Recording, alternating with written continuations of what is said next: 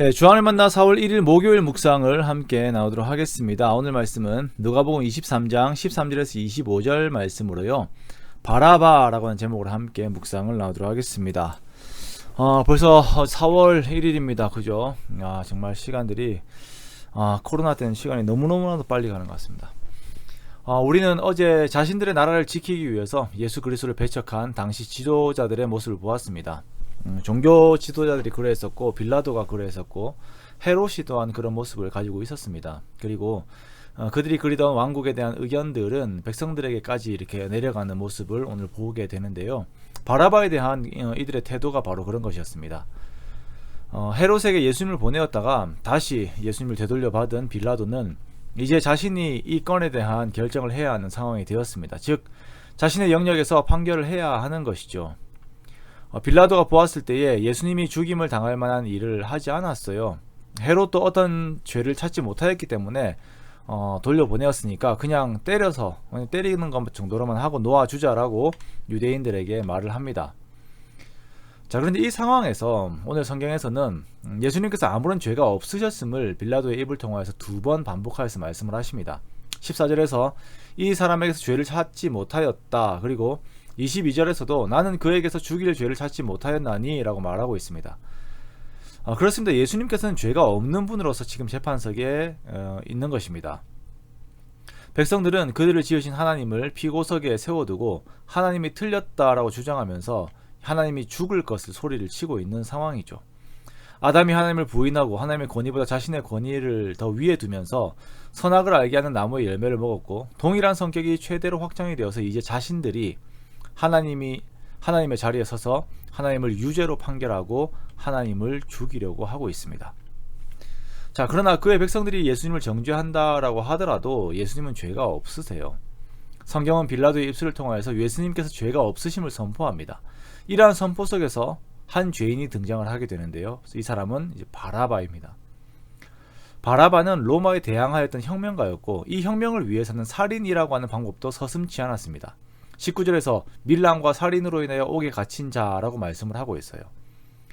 6월절이 되면 죄수를 놓아준 전례가 있었기 때문에 빌라도는 어찌해서든지 예수님을 놓아주고자 동일한 밀란으로 고발된, 그리고 살인이라고 하는 명확한 죄가 있는 빌라도를 두고 그 빌라도와 예수님을 놓고 이제 그 백성들에게 선택을 요구한 것입니다. 이 선택 앞에서 유대인들은 바라바를 택합니다.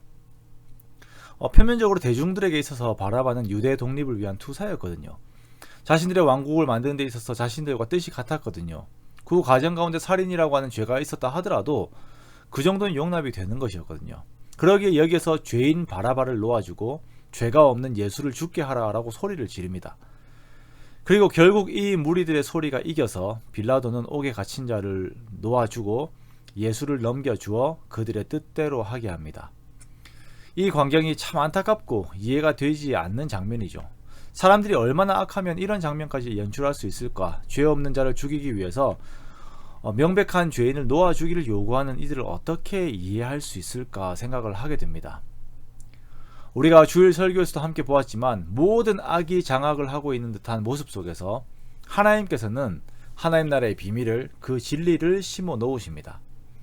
이 재판의 자리에서 예수님께서는 죄가 없으심이 선언이 되었습니다. 2번 선언이 되었습니다. 그리고 바라바는 밀란과 살인으로 말미암아 옥에 갇힌 자라고 하는 내용이 2번 기록이 되어 있습니다. 즉 예수님의 무죄와 바라바의 유죄가 명확하게 대비가 되어요.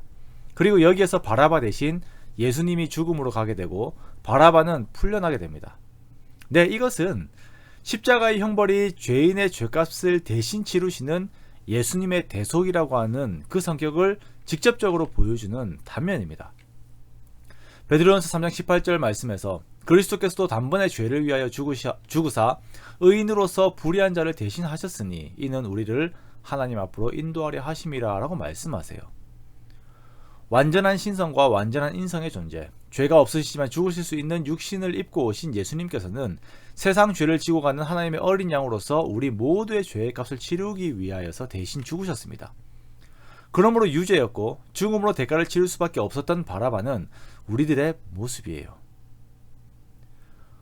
우리들 역시 바라바처럼 죄인이었지만 예수님과 교환이 되어서 살리심을 입었습니다. 하나님께서는 이 내용을 통하여서, 이 바라바에 풀려나는 것을 통하여서 우리 자신들을 보게 하기 위해서 이 사건을 집어넣으신 것입니다.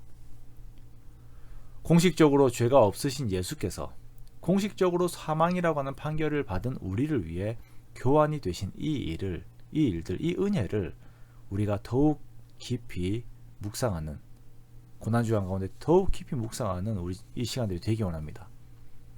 나를 위해 죽으신 예수님의 가치를, 그 은혜의 가치를 묵상하고 더욱 묵상합니다. 그렇게 주님의 뒤를 따라 걸어갑시다. 그리고 주님의 그 큰 은혜를 입은 자로서 각자 우리의 십자가를 지고 주님의 뒤를 따라 걷는, 그렇게 하나님의 말씀을 이루는 저와 여러분 되시기를 주님의 이름으로 축원합니다.